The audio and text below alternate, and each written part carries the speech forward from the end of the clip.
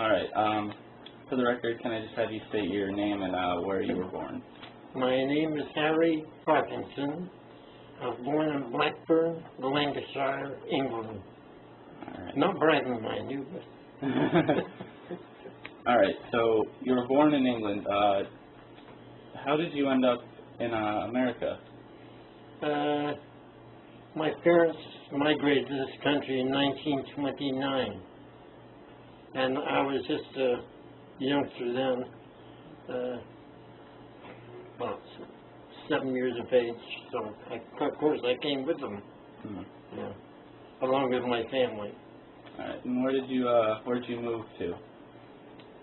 Actually, I landed in New York, and we lived with my aunt in New York City for a couple of years until my father, in fact, he got a job in New York as a newspaperman, and then we moved to Connecticut, where my father took a job as gardener on an estate in Connecticut, New Canaan, Connecticut, and we stayed there for a few years. All right. So, what age were you when World War II started? When World War II started, I was 17 years of age. And what were your opinions towards the war, at that age? Well, actually, I was drafted in the United States Army. Being a British subject, I had a choice. I wasn't necessarily commanded to go into the United States Army. I had a choice to either go in the Canadian Army or the United States. And I just, because my brother was in the service already in the Air Force, I decided I would join the United States Army. So that's what I did. I was inducted into first I was sworn in as a United States citizen in Washington. I was taken out there with a group of non-citizens and swore my allegiance to this country and became a United States citizen and was sworn in as a citizen of the United States. It was either that or join the Canadian Army, and I took the lesser of two evils. All right. And what were your reactions when you opened up the draft letter? My draft letter, well, because I was pre-warned about being inducted into the service, I had to either go to the Canadian Army or the United States. So I had a choice. So I chose the United States Army. Oh, so you knew you were going to be drafted before you actually got the Yeah. All right. And what was your family's reaction? My father had passed away just a year before I joined the service, and my action was I was being very patriotic. I thought it was a wonderful thing I could defend my country. Idiot. No, not idiot that I made a choice, but just the idea that I was going to be a United States soldier, not a British. Did you have any thoughts about whether you would wish you were still serving for the British Army instead, maybe if you were still, because you were born in Britain? Yeah, no, because when I was inducted in the Army, I was 16, so I knew what I was doing, and well, I was happy to serve in this country. Right. Not overjoyous the fact I was going in the Army. Yeah. In fact, I wanted to go into the Air Force, but you go where the Army puts you, and they put me in the combat engineers. I didn't get in the Air Force. What was the role of the combat engineers? Well, the combat engineers was an engineering battalion that was trained to mostly with explosives, minefields, blowing up bridges and stuff like that, and laying a lot of mines. So, what was the training like for the combat of engineers? Well, actually, because we're combat, we were issued the regular articles of war, rifles, bayonets, which we seldom use because we're in the engineers. Our biggest job is laying mines and taking up minefields. And we lost most of our men doing that job, either laying mines or taking them up. So, what year was it when you were actually deployed into battle in Europe? In the invasion of Europe and England, I landed. Actually,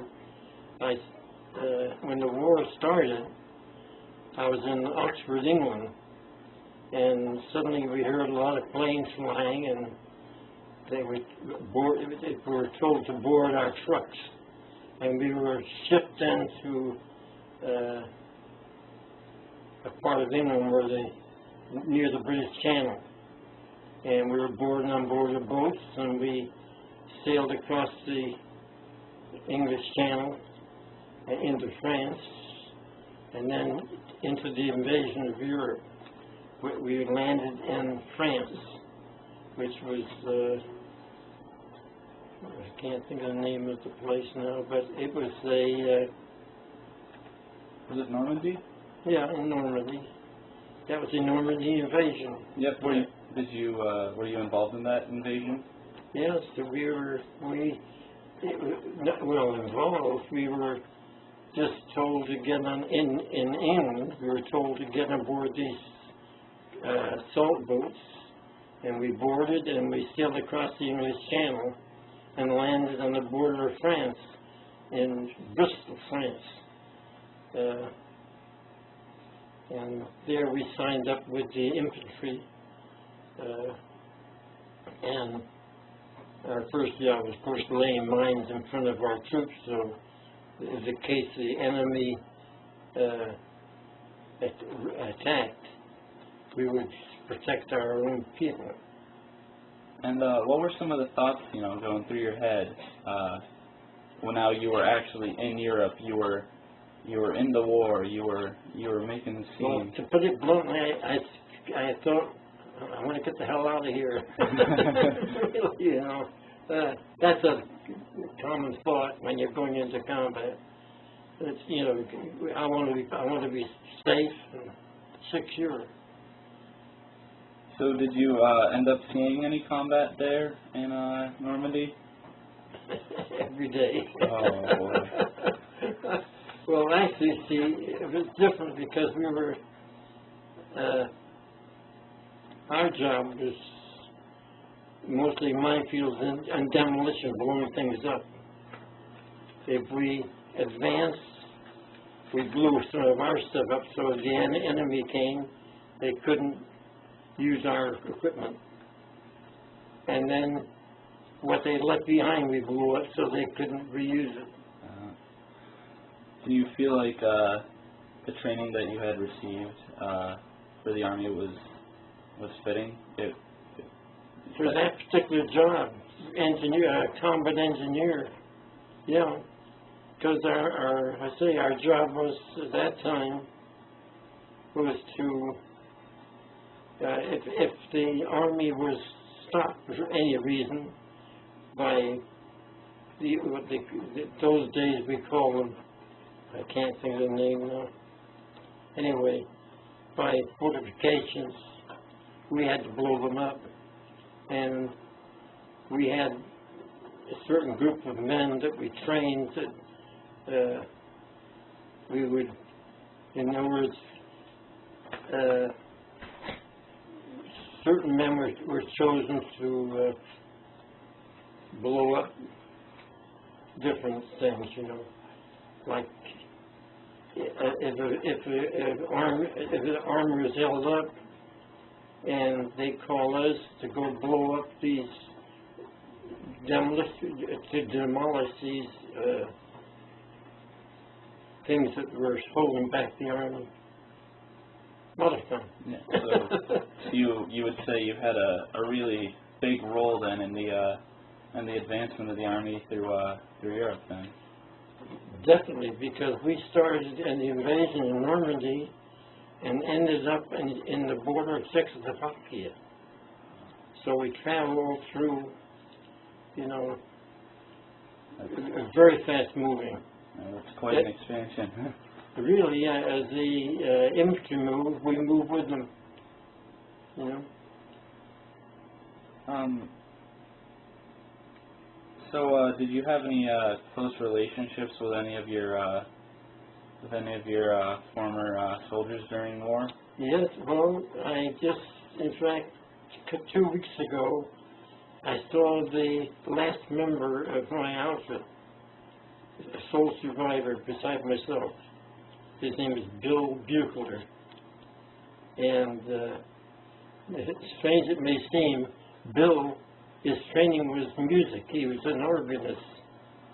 In fact, became an organist in my own church in my hometown in Connecticut. It's strange, isn't it? But I saw him just a couple weeks ago. I hadn't seen him in a couple of years, few years. And Bill moved in my hometown, took a job as the organist in my church. Here's a guy, you know, well, for instance, you can't believe this, it changed, you know, when I first met him. Here was this guy, he was sort of effeminate too. He had that way about him, but he was really all soldier, you know. And the first day of combat, they were shelling, and the shell came within 20 feet of these 3 men. The guy on each side of them were blown apart. Oh. And Bill got up and wiped himself off. He was this, you know, we thought was effeminate sort of fellow, a musician. And here he is, you know, standing up, wiping the blood off him from these 2 fellows that killed one side of him. But that was Bill Buechler. And this is the fellow I saw just a couple weeks ago. I hadn't seen him for 15, 20 years. And you said you were, you know, you're one of the sole survivors of... He and I are the sole survivors of our company, and that's 120 men. Yeah. And my lieutenant is alive today. So now, of the whole outfit, the lieutenant, his name is Lieutenant Dildine. He was a survivor. And my captain survived, Lieutenant Dildine, captain, and then Bill Buechler and myself were the 4 members that survived the war. That's an incredible figure. It really is something. So, what was the most unbearable thing that you had to see during the war? So much bloodshed. You know, and the worst thing was the first few days of combat. And seeing you people you knew were fellows lost an arm or a leg, and, you know, shell fire. And it was scary.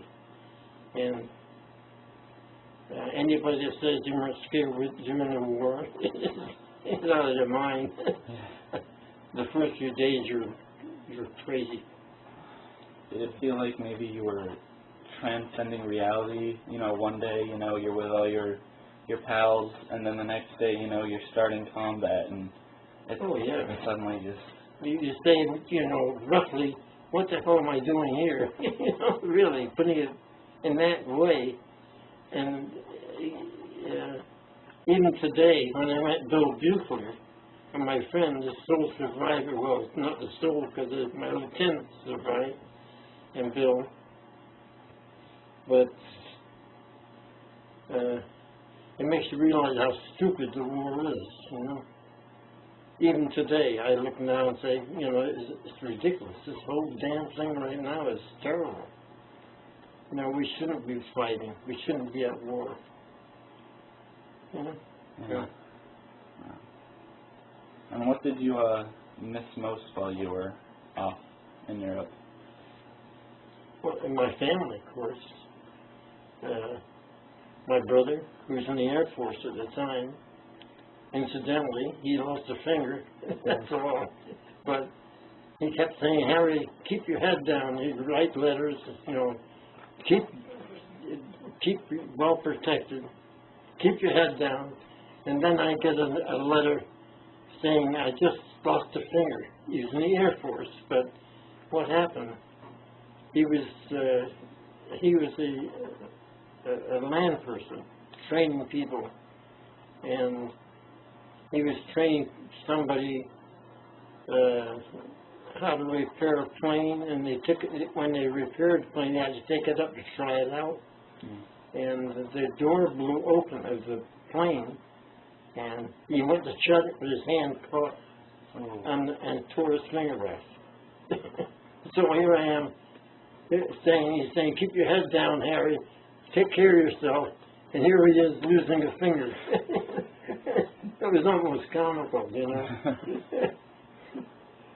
It wasn't. So you got to see your brother again then after the war was over? Yeah, after the war was over.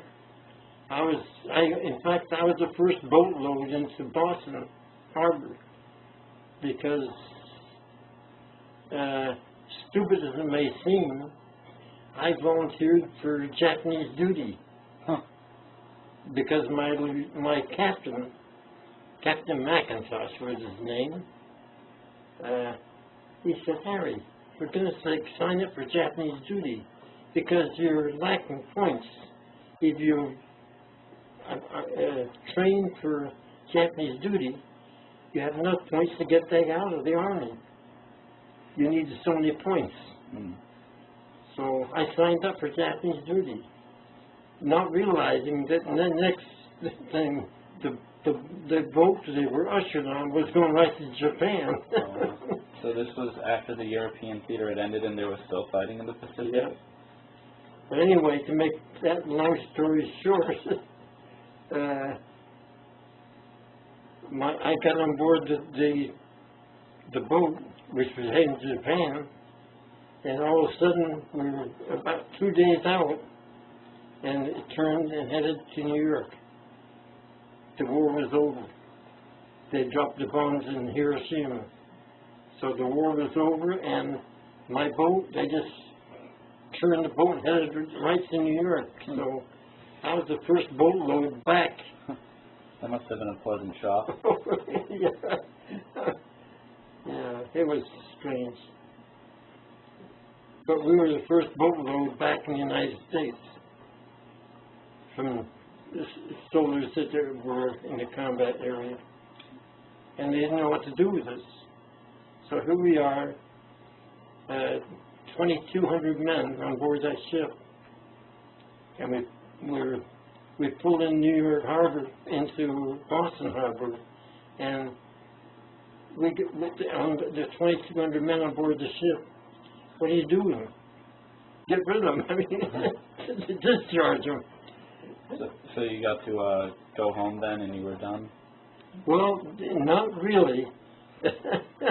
We thought we were done, but they gave us a pass. I forget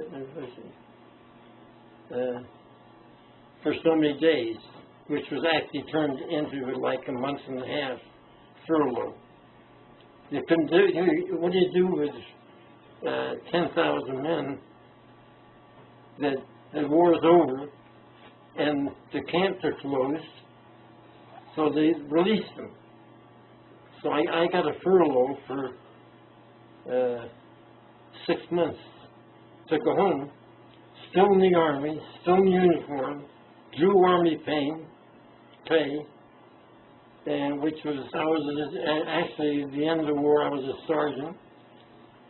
I drew sergeant's pay, for that remainder of the war, which was good. Hmm. When people mention World War II, what's the one thing that comes to mind for you? Well, personally, I say, what the hell was I doing there? You know, here I am. Am I stupid? Here I am, a British subject. I volunteered for the United States Army. Then to go into combat and spend almost 2 years in combat, a year and a half, and you say to yourself, my God, you know, this whole thing is like now. This war is the most stupid thing I ever saw. What do you think about President Barack Obama's recent issue to send 30,000 more men to Iran? I think it's stupid. I mean, I don't know how many thousand men we fought in Europe, how many men were there in that army, in our army, and with the French and the other people fighting in our behalf. The war to me today seems so stupid, you know. In fact, I told my son, I'm looking at, I'm talking Danny. He was due for draft. I said, Danny, I'm going to drive you to the Canadian border. I'm not going to let you fight. I mean, this stuff being patriotic is for the birds, you know. I'll drive you to Canada. So then, if say your grandson were to come up to you and say, Grandpa, I wanna join the army, your reaction? I wouldn't sign for him for sure. My father fought in the First World War. That's why. And that was 4 years in the British Army. And then I fight in this, you know, and it only lasted a couple of years. The British, that war, it lasted 4 years. Ours only lasted 2. Too long. Really, you know. So then when you arrived back home, did you have this, you know, this feeling of, we won? I mean, hooray, the war's over, we've won. No, there was no exhilaration. It was not being a pacifist as I am now. I'd say the whole, you know, the war it shouldn't be ever. Ridiculous. So then would you feel that your overall experience in the war was a negative one? Waste of time, waste of lives, waste of money. Yeah. We had, you know, there were ideals at that time that were good. Saved the country. And I thought I was being patriotic and whoopee, I mean, I was going to save the world. When I think about it, it's the most stupid thing I ever did in my life. I wasted 3 years of my life, I believe. Am I talking too much? No, this is fine. So, if you could go back in time and do one thing differently, what would it be? End all wars, for God's sake. I mean, anybody's crazy to fight. And I'm talking about, I don't care whether it's atomic war or anything, but the whole theme of war is ridiculous. I say, you want to fight, hand a couple of guys their boxing gloves. You know? Well, so then you think that maybe these leaders should, you know, talk it out instead? Look for alternatives to war? I wish I knew the answer, because I don't think anybody has the answer. Everybody wants peace, I think. Although there are a lot of people who don't give a hoot. I mean, the war's still going on. God, we're still at war. think that this fighting is... My father, when he fought in the First World War, and he said that, I fought the war to end all wars. And he was convinced that that war was the end. And we've been fighting ever since. Yeah. Right? So it's really a stupid thing to think the war will end anything.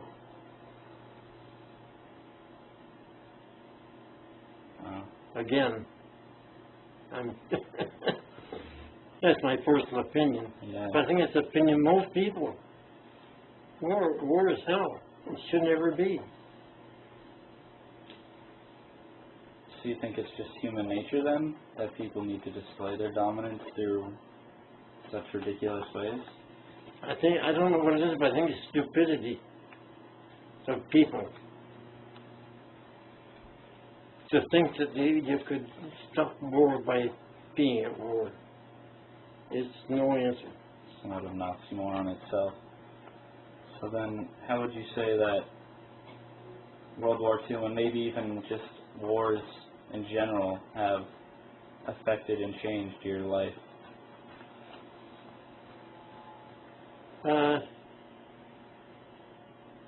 It made me appreciate life more, I think. You know, just to be alive. I know my family knows now that occasionally I will slip into a state where I don't know where I am. And this is because of the war. It goes back that far, you know, where you're very much at home, and suddenly you say, where the hell am I, you know? And I blame it on the war. You know, I've done all these years. I have married, I have a family, and everything's fine. I have a business. My family takes all the headache. Right? Yeah. Well, I'm not a pacifist by any means, but I am when I say that war should never be. So do you feel that the war then has definitely changed the way that you lived your life now? Well, right now, financially, it's changed. And this is because of the war, what's going on now. Financially, the country's in a mess. And this is because of the war. Whether it's our fault or anybody else's fault, it's because of warring nations. When there's trouble. Huh? So wars in general, they're just terrible. They are horrible.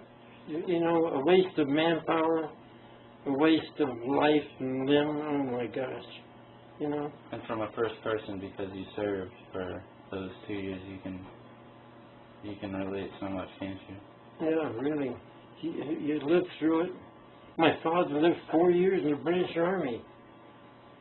When he came home from that war, he marched down the street and my mother, his wife, didn't recognize him. He was gone for 4 years. I can't imagine that. You know, France is a stone's throw away from England, and yet for 4 years he never got home. Never saw his family. Only by letter they could communicate, you know. And I'm saying, boy, I was thinking, the British are stupid. They shouldn't let this happen, you know. And here I am being British. But I'm saying it's stupidity. This damn thing about war. In this country, you know, it's too bad. I love this country. I think there's none better. I'm glad I'm here, certainly. As your parents probably are. I know they are. You know? Otherwise, they wouldn't be here. It's a good place to be, good place to bring your family. Not if you're going to put them in the Army or Navy or Marines. What do you think about the war? You know, I think you've got some really powerful points that are, you know, great to consider. And I thank you for that. And I think we're going to go ahead and wrap this up now. But, you know, Okay. thank you very much for sharing your stories. and You're your certainly opinions. welcome. If nothing more, I have met you. And your mother, and your brother, right? But this is my friend, but, and yeah, that's my mom. Yeah.